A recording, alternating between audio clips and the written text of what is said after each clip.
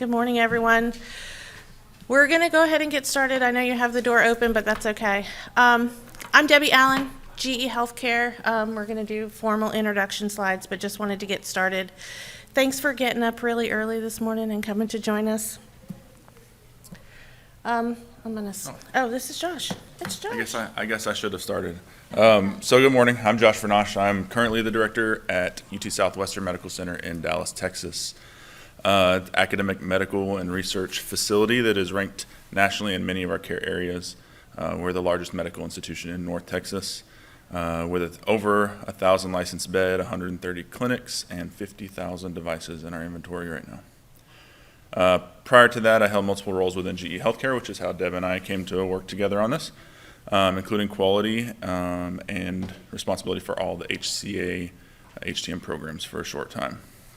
Before that, I was a director, a manager, a BMET, imaging technician, kind of done it all across the course of my career.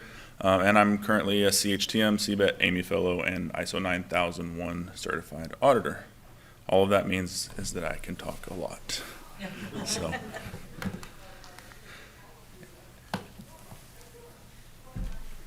We're going to try not to switch around too much this morning, but we did for this part. So Debbie Allen, GE Healthcare. I've been with GE about 16 years, and I've held a variety of roles, most of them in the leadership area. Most recently, HTM training manager. Currently in the HTM quality leader role, which means I'm responsible for all of the quality for all of GE Healthcare in the biomed space. Army trained biomed, so I've been doing this 30 plus years, and I don't have a full slide like Josh. Mine is not fancy. But that's me. I mean, I've just sort of followed my passion around. As I find things that I want to do, I do them within GE Healthcare, and that's been great for me. So we're going to get started with the fun stuff. Oh, wait, did it change? Yes. All right, y'all probably already read this, right? You picked this class because you already read this, so we're going to move on. So this morning we're going to talk about some common pitfalls of leadership. Hopefully y'all are mostly new to the leadership realm. That's why you picked this. Understanding some leadership styles, responsibilities and roles and responsibilities, and then, of course, why you came, tips and tricks, how to be a better leader, right? We would like to encourage you to ask questions, speak up, stop us in the middle of the presentation, and let's have a dialogue. We don't want this to be just us talking to you. And then we're gonna get started. Josh, I think this is your slide. So I took notes in two different places, so bear with me as I come through this because there's a lot of information. So ideally, as you step into your leadership roles, because you worked really hard, a lot of times leaders are put in their positions because they were the best at what they did in their prior positions, right? You succeeded, you're promoted, but now what do? How do you become the leader when you don't have any context? You were a technician your whole career, and now you have to be a leader, right? So truth is, you're kind of screwed. But here's a few quotes for motivation. I kind of want this to be kind of funny and jest. A lot of this is in jest, but there is an underlying truth to everything. So first, remember the difference between a boss and a leader. A boss says go, and a leader says let's go. I always like to be inclusive of my teams, bring them with me where I'm going. Leadership is your ability to hide panic from others. I can't explain to you how much having a calm demeanor, calm, cool, collected, will erase a lot of the issues that you run into being a leader. So don't panic. If you think you're leading and turn around to see no one is following, then you're just taking a walk by yourself. You're not a leader if you don't have the team following you, right? So you have to have the heart of the team. People who think they know everything are a great annoyance to those of us that do know everything. Nobody knows everything. You can learn something from everybody you come across in your career. And don't be such an egomaniac. It's very easy when you're the one making the decisions to get an ego. Include your team with you everywhere you go. This one I like because I've had a lot of strong women leaders in my career, very strong women leaders in my career. Only man in 1,000 is a leader of men. The other 999 follow women. Some of my greatest leaders and strongest people I've ever met, my wife included, are women leaders. So, and our demographic in our field is changing. There was a time when I was in early technician, and it was a man-filled shop, and that's changing for the better, I believe. And then you don't lead by hitting other people. Hitting people over the head, that's called assault, not leadership. So you can't blunt force trauma your way through leadership, right? You have to have finesse. This one did, oh, I turned it off. That's why it didn't change. So our field is changing, right? Everybody knows that. We're moving away from our break-fix field, right? It's turning into a customer service field, how you make the customer feel, how you calm the nurses and doctors' nerves a lot of times. Our technicians still need to be the jack of all trades. We've always been the jack of all trades. We have to know how to fix everything from the speaker integration inside of the ORs, to the soap dispensers sometimes, to whatever comes our way. So we have to be the jack of all trades, but you have to be the master of many now. And a lot of those other skills are people skills. And we don't just show up, fix, and disappear again like in the middle of the night like we used to. Baby boomers are retiring. They're leaving a huge knowledge vacuum in their place. That is something that I don't think anybody's quite ready for yet. There is a lot of experience that's going to walk out the door, historical, and we're going to lose that, and we're going to have to pay them to come back and consult, honestly. And to our benefit, there's more data available now than ever in our field. There's so many resources, so many things, and it's all on your phone. You can capture everything on your phone, so don't forget about that. In this one, I wanted to say also, you need to stay updated on your emerging technologies, especially in healthcare IT, cybersecurity, things like that. For example, explore the use of telemedicine platforms, improve access to care and patient satisfaction. Discuss the role of technology in transforming your healthcare delivery and how it affects patient outcomes. Be your own biggest advocate. Talk to the people that listen. You have to advocate for yourself, because nobody else is going to advocate for you, for your team. It has to be us. Did I turn it off again? No. Leadership is hard. It is. There's no way around it. This is really small. I'm getting old. So yeah, if you're a parent, you know parenting's difficult. Your children are tired, messy, sassy, and only want to do what they want to do. And if you're a leader, you know that it's the same way. Your team is tired, they're messy, they're sassy, and they only want to do what they want to do. There's no way around it. Leadership is tough. You're gonna have days where you feel like you've beat your head in the wall the entire day, and you go home, you make a stiff drink, and you get back up in the morning and go at it again and hope for a different outcome. At this point, I want to also encourage a couple things. I encourage your professional development and provide opportunities for your team for learning and growth, just like you got the opportunities for learning and growth. I'm a big advocate for certifications. I think they are great. I think I sit on a couple of the certification committees, and I think that they are more important than we'll lead on. I don't think that they technically make you a better technician. I think they show that you are serious about your career, just as a degree would show that you're serious about what you're doing. So highlight the value of certifications by leading by example, right? That's it for that one. But it is rewarding.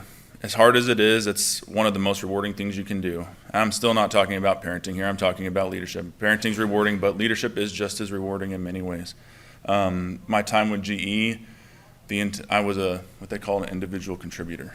I didn't have a team underneath me, and I had such a desire to have a team back. I love having a team. I love being able to align people to a goal, a common mission, and getting us where we need to go as a team. And that was a significant reason why I decided to pursue going back into a hospital, because I love having a team.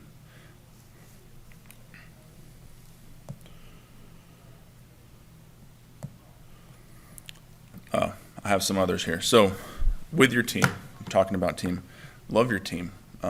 It's easy to get caught up in having team members that are abrasive or have the idealism or even the I don't want to do things the new way because I've done things the old way. So the way that you get past that is by encouraging them. I've been saying this a lot lately. Peer pressure is an incredible tool when you're building teams.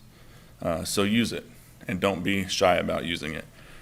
And also build your team members. I had 2 team members I always talk about from my time in the county hospital back in 2014. JJ was one of my imaging technicians. He was the perpetual, I don't know what I want to do when I grow up type of guy. He came in some days and he wanted to be a pharmacist, some days he wanted to be a rad tech, some days he didn't know what he wanted to do. And one day he came in and he said, I think I figured it out. I want to be a dentist. And I said, okay, let's get you to be a dentist, right?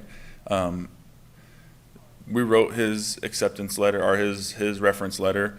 All of that worked with his schedule so that he could go pursue his dreams because I had the similar leader that let me go do what I needed to do to pursue what I wanted to do.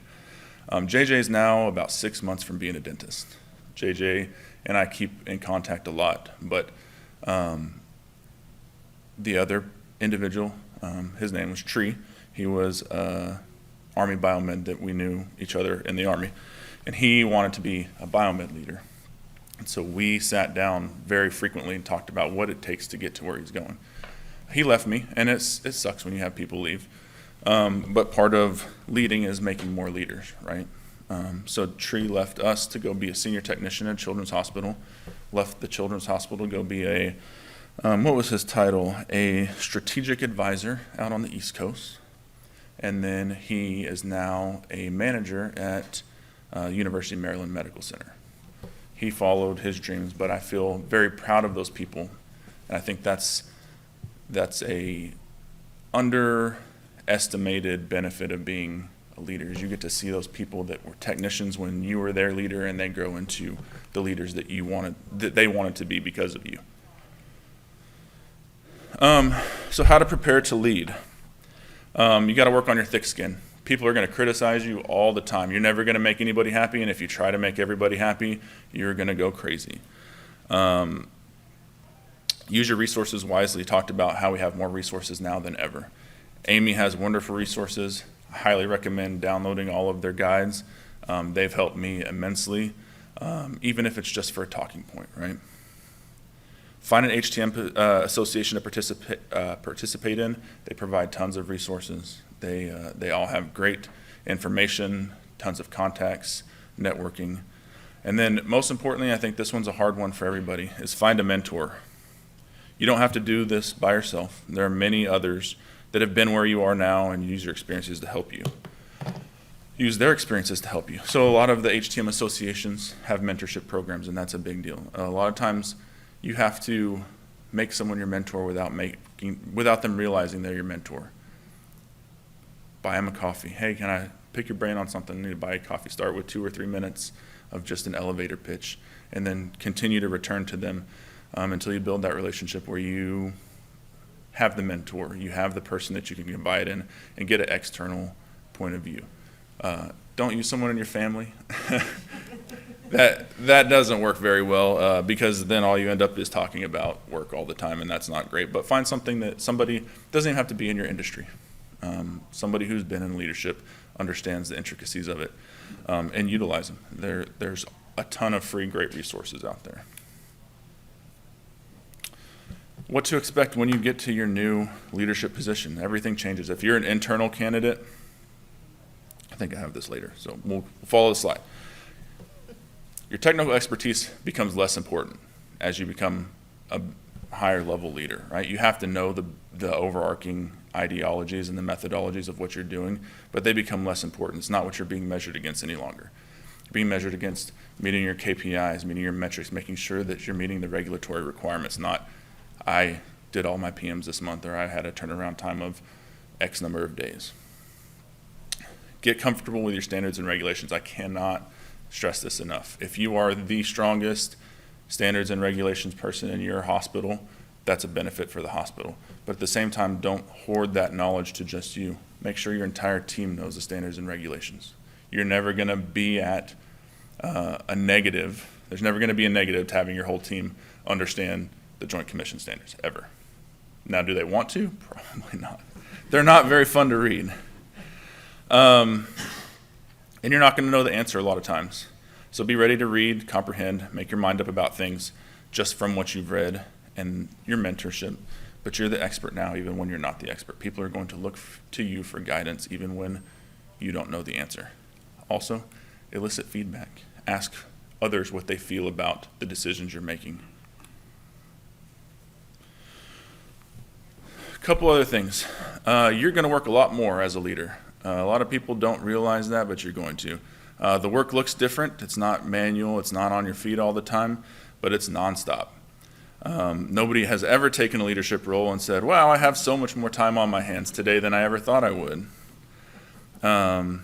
People's attitudes will change. Not necessarily in a good or bad, but the dynamics change a lot.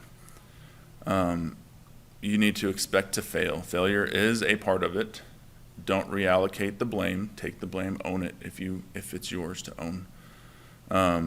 If you or the team fail, own it and learn from it, move on, be better the next time you attempt it. This is yours? Yeah, this, okay. Yeah. That when you, on that, failure, as a leader, it also opens up that door for other people to start owning it. When I first came to my job, nobody would own anything. It's like, your frickin' name is on it. Yeah. This is on you, babe. Yeah. But when I started saying, hey, oh, that's mine, and then I started covering for other people, it was a toenail into my area, but I grabbed it. Right. And I owned it. And it's amazing how you change completely within 6 months. People were owning their own signatures. Yes, it's a powerful tool, and again, you got to lead by example in that a little bit. If you are owning it, it goes back to peer pressure. If I'm owning it and my manager's owning it, my supervisor's owning it, nobody else is going to say, well, that's not my job, because everybody else is going that extra stretch, right? I had a point to make, and I completely forgot what it was. No, it was before that. I thought I had it later in this. Maybe it's later in this. I know it's in What it. was your point? I don't remember. So we're going to hand it off to Deb. Deb's going The to, next slide is yours. oh, The duck slide is yours. The This duck- is your leadership style.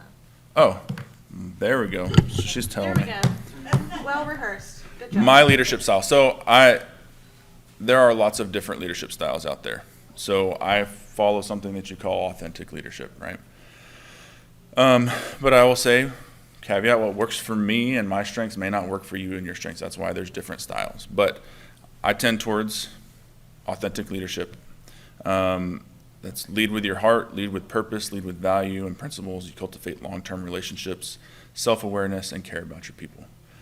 But be comfortable experimenting, right? I was in grad school when I had my first management job, and I went through something called organizational change management, and it talked about all of the leadership styles. So I went through each week and changed what I was doing to see how my team reacted to it. And they were tired of me doing it. They're like, well, I don't understand what's going on. But I got to pick and feel out what worked for me and how I wanted to be, and it worked out really well. And I'm very comfortable in my leadership style at this point because I know where I can flex and I know where not to go, right? So that's how I prefer to do it. I think those long-term relationships, people are much more willing to go the extra mile for you if you have a relationship with them.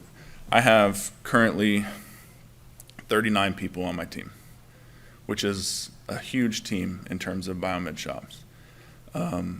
I make it a point to round on every single person in that shop at least once a quarter, just because I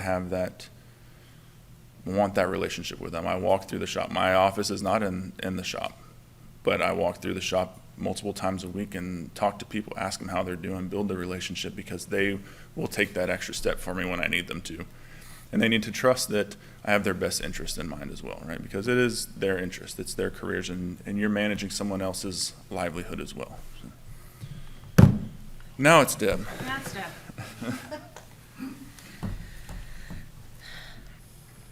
All right, so I'm a little bit different than Josh. Josh and I have worked together for several years, right? But we have very different styles. I'm more of a I can't say this word, Joe. I like to get in there, get my feet wet, walk beside people, and sort of lead by example. But I would say nobody really has one leadership style, I don't think, right? And now, I don't suggest you change your leadership style every week to figure it out, right? But as you're learning and growing, you'll find your way. But also play to your strengths. That's important, but more important, know your weaknesses. While I like to lead by example, I'm also a little bit bossy. Y'all laugh because they know me, right? I'm a little bit bossy, but I really work hard. I know that's my weakness, so I work really hard to try to balance that with leadership, with more coaching and mentoring, right, and not less bossy. You've got to put in the work, right? Know yourself, but also observe those people around you. Put in the work and think about where you want to be as a leader. Read, listen to podcasts, watch videos, whatever your learning style is, that's how you can gain knowledge. And in fact, you don't have to do any of those. Read, listen, podcasts, those are great, but watch the leaders around you. Find those leaders who have styles that you admire and take those good traits from them as well. Also, find those leaders who maybe are not in your, people you want to emulate, and think about the traits that maybe you don't like, right? Because that's just as important. I've been doing this 30 plus years in the biomed field. I've been a leader for my entire career with GE. I learn something new every day. Every day. You can teach an old dog new tricks, but most of y'all are young coming into the leadership role. Learn from those people that you aspire to and plan to learn every single day. And that doesn't mean read books, or it can, right? You can read books, you can take classes, you can listen to podcasts, but it doesn't have to be that every day, right? Because you're with other leaders, learn from them. There are other leadership styles, of course, those are shown on this slide, but like I said, most of us are a combination of different leadership styles. We may lean more one way than another, but you're probably never going to fit neatly inside a single box, and that's okay. Know your style, but also know where you want to go. What do you aspire to? Again, know your strengths, but also know your weaknesses. So what is your style? Do y'all know? It's okay. You don't have to know, right? It's okay to be a mix of styles. I already said that. Seek feedback. This is really hard, right? Ask for feedback. It's a really hard thing to do. It's hard for people to give. It's hard to listen to negative feedback or even constructive criticism, but it's important. Seek feedback. Take it in, but don't take it personally, right? Learn from it. It's not a personal affront. Your style will change, and it should. As you're growing in 10, 15 years, maybe even 5 years, your style's probably going to be completely different than where it is today. And that's okay, because we're all learning and growing, right? My style will change, and I've been doing this for a long time. My style will still change. As I learn different techniques, as I meet different people, I will adapt and grow. And you should too. So it's your team now. What are you going to do? You took an hour class at AAMI, you're all ready, right? A couple of facts about your team. They will likely be a mix of generations and skill sets, and that will come with its own unique challenges. They will struggle with change. We all do. It is just a fact. They'll want the autonomy to have control over how they do their work and when they do it, but they're also going to want clear expectations of their roles and responsibilities. And I know it sounds like those two things might conflict, but they really don't. And they want the opportunity to grow just like you did. Invest in them.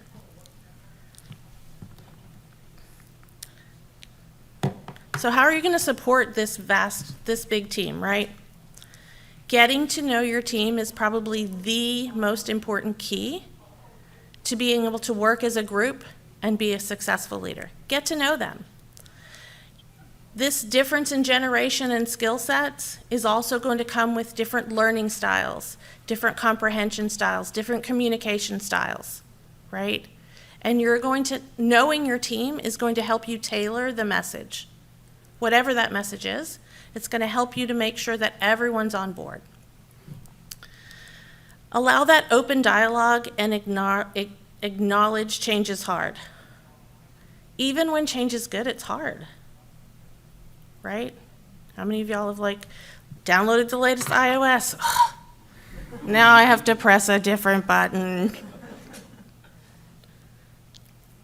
We just upgraded our CMMS to the next software level, and buttons are in different places. Oh my gosh. Y'all know, I see y'all sitting in the back, you know, the buttons are in different places. It's the same, right? But change is hard. It's hard for all of us. Acknowledge it, talk about it, listen to the feedback, and talk about it some more, and keep on talking about it. They will get over it, usually, but it's hard, and that's okay. Tell them what they need to accomplish, but let them figure out how to get it done. Even challenge them to have a plan. Tell them the why, but maybe not the how, right? But you've also got to set clear goals and expectations around that, what I need them to do, right? You may have a plan, but unless your whole team knows the plan, they're not going to deliver. How can they? Right? So that there have to be clear expectations. How are they not, what they deliver. Clearly define what they need to deliver or what the expectation is, and let them figure out the how. It's part of growing, right? But also, we don't all do things the same way. Now, I have a saying, my way is the best way, but it's not the only way. And that's something I really work on very hard. It's not the only way. And you may have a thought on how you want them to execute, but acknowledge that the way you want it done is not the only way to succeed. Communicate constantly. It will build trust. Y'all, this is probably the most important thing. Communicate, over-communicate, communicate again. The larger your team, the more you have to say it, right? Share the message, communicate, keep that open dialogue, because you may have a complete vision of how this is going to work and how we're going to get there, but you might have missed some of those obstacles. Or this path might be perfectly clear and they might be able to get there, but this path has a zillion roadblocks in the way, right? And you need that feedback and adapt the plan. And most of all, right, as leaders, it's important for us to grow the success of our people. I'm not going to be doing this every day. Who's going to do it when I leave? If I'm not growing people under me, who's going to do it when I leave? James, are you? Right, who's the next person? And most of you probably know that we're losing a ton of biomeds, right? A ton of experience in the field. Josh said that. Who's taking their place? Who's growing that knowledge? Who has that skill set? We've got to start, we should have started 10 years ago. If you haven't, you got to start now, building up those biomeds, those brand new ones. You know the brand new ones? They still have the plastic on them. You have to start to coach and mentor them to be the next generation of awesome technology biomeds. And they have their own skill sets to bring, right? I am not computer savvy. I mean, I can get around, right? But I'm not the IT guy. But we need that now, right? So we've got to grow our team. But also, like Josh said, like if this is not your passion, what is? Let me help you in that field. Let me help you get there, because we all need to follow our passion. All right, I think these are yours. All right. Josh is back. I don't know what slide this is, but we'll talk about it. All right. So of importance is self-care and setting goals for yourself, right? You need to ask yourself, you need to constantly ask yourself, where do you want to be in 3 to 5 years? That's a tough thing to have. There's been some points in my career where I had no idea where I wanted to be in the next 12 months. I knew I didn't want to stay in that same capacity, but I didn't know where I wanted to go next. So build a plan, build a 3 to 5 year plan. Understand what motivates you. For me, my motivation is the outcome of our patients, right? I have had family members be on the other side of the equipment that my team has worked on. I have worked in children's hospitals. I have seen a lot of terrible things, but I've seen a lot of great outcomes because of the work that we do. That motivates me every day. If I can give someone another second or minute with their family member, that is important to me, and that's what drives me. What does value add in your life? What do you get out of the work that you do? And if finances are no object, what would your career be? I would be a professional surfer, and I've never surfed a day in my life, but I'd love to be on the beach every day and surf. These will guide you through your career. Just come back to these questions. Where do I want to be? What do I want to do? What makes me happy? What drives me? When you have a bad day, ask the questions. Remind yourself, set your center, know what you're doing. I'm going to go over here. There's no slide numbers on these, so I have a specific point that I want to make, but I don't remember if it's, we'll say it here, that's fine.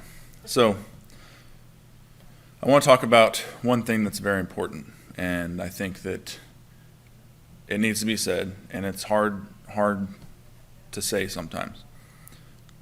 Don't chase job titles, right? That's a immediate shortcoming of your career if you're chasing job titles.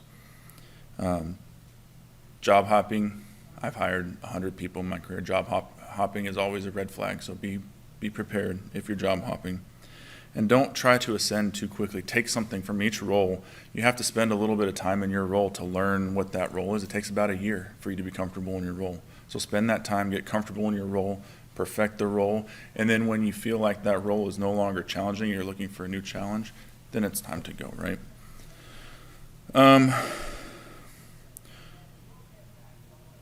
If you're looking at this and you're a young professional, you've obviously ascended relatively quickly.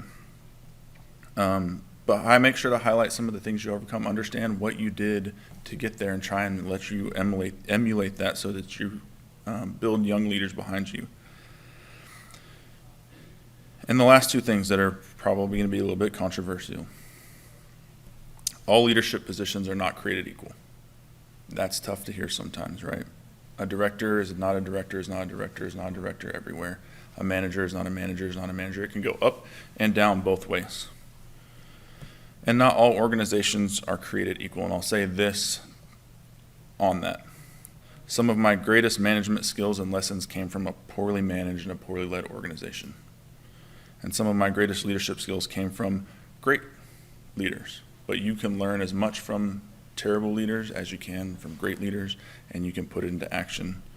It's important to learn something from everybody that you come across. All right, so goals. You've all heard of SMART goals, right?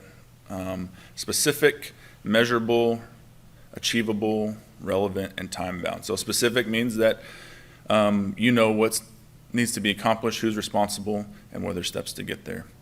Measurable, quantifiable goals that have objective outcomes. Achievable goals make your goals tough but attainable. Obviously, let's put it in technician perspective. If you're getting 99% of your PMs done every month, don't set your goal at 95%. Set it at 99.1. Set the bar ahead of you a little bit, but make it attainable. Don't set it at 100%. Set it at 99.8. Whatever, make it tough, but make it achievable. Relevant. why are you setting the goal? Does it make sense for your situation? If I'm setting a goal to save the hospital $500 million and I don't have oversight of saving the hospital $500 million, that's not a relevant goal for me. If I have influence on that, then yes, it's relevant. And then time bound, when will you start and when will you finish that goal? Don't set a goal that just goes on forever and ever and ever and ever, because you're never going to achieve it. So learning to achieve and set SMART goals is important for you as a leader, but also important as you begin to set goals for your team. Your team should always have goals. You should have something to work for as a team, work towards as a team. So have honest dialogue and performance feedback with your team and allow them to make those goals on their own. A strong baseline allows your team members and leaders to know what is truly achievable. So set those goals. We do it annually. Set your goals, what you want them to accomplish, and it should never be a surprise at the end of the year if they did or didn't. You should have multiple touch points where you've reviewed that with your team, where they're at, where they stand, and what they need to do. Identify strengths and opportunities. It's really small over here. Having a firm grip on your strengths and opportunities for improvement is very important in leadership. What do you need to improve on? And then are there knowledge areas and gaps for you? I can tell you I need to improve on being more concise. When I speak to my team, I will ramble and ramble and ramble and ramble. You're kind of seeing it right now. And then knowledge gaps for me. In my current role, there's a lot of knowledge gaps. I came from GE, where we focus specifically on healthcare technology management, back to a hospital. It had been 5 years since I've been in a hospital, and there's a lot of things that have changed in hospital operations in 5 years. So I'm learning again how to be in a hospital in operations, right? And then I want to talk about resilience, right? So resilience is when you fall down 7 times, you get up 8 times. I love that quote, and then I love Buzz Lightyear, because how more optimistic can you get, right? You're falling off the edge of the cliff, but you got to make it good when you make it look good while you're doing it. So this is the slide I was referring to that I knew was in here somewhere. So trying to be liked by everybody is a huge pitfall. You're never going to be liked by everybody. It's important to be likable. It's important to be accepted. But making your decisions based on how your team is going to react on them and how much they're going to like you or dislike you based on that is a huge pitfall. You'll never get the buy-in of the team if you flex your decision making based on their output. Ignoring your skill set. So be curious, read, learn everything about your organization that you can, and inspire your team members to do the same. Let them know the regulations. If you know them, they should know them. They're going to be the first point of contact if a surveyor is on site. Let them know it, and you should be able to speak to it as well. And then very importantly, if you lack financial savvy, we cost money. We don't generate a whole lot of money for the hospital. None. We can do cost avoidance, but we don't make money, right?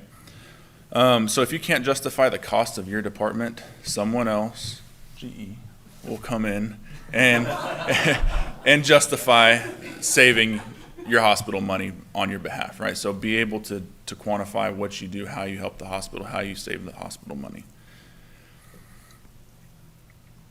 And how do I get where I'm going? Man, these are small over here. I getting- made those slides. I'm getting old. Who made those slides? That was me, I made them. So how do you get where you're going? It begins at the end. You always start where you want to go. You set your goal, what you want to accomplish. And then work backwards through each step. Write down each step. There's going to be forks in your path. But highlight those forks and identify which path gets you where you want to go. Cut out the ones that are not value add to you. And when you've made it all the way back to where you are today, you've mapped the path for your goal. Are we done? We're done. We're done. So a couple other things that I omitted and I wrote notes for. Cultivate a positive mindset. Practice positive self-talk and focus on your strengths. There's a new theory, they said they've been talking about build your weaknesses a lot lately, and not lately, but in the past, but the new methodology is to focus on building your strengths, right? Because if you're working on your strengths come naturally, and you can make a bigger advancement in your strengths than focusing on something that you're not very good at. Doesn't mean to ignore it. It just doesn't mean to, it means not to focus a majority of your time on your weaknesses. Reframe your challenges as opportunities for growth. Develop strong coping strategies. This is very important because days, to be frank, are going to suck sometimes. You're going to come across stuff that's not fun to deal with. Bad things happen. You lose team members. You need to understand how to cope. Build a strong support network. Practice self-care. I can't say this enough. Mental health is incredibly important, especially as you're leading a team that depends on you. You need to be mentally fit and mentally strong. Take care of yourself.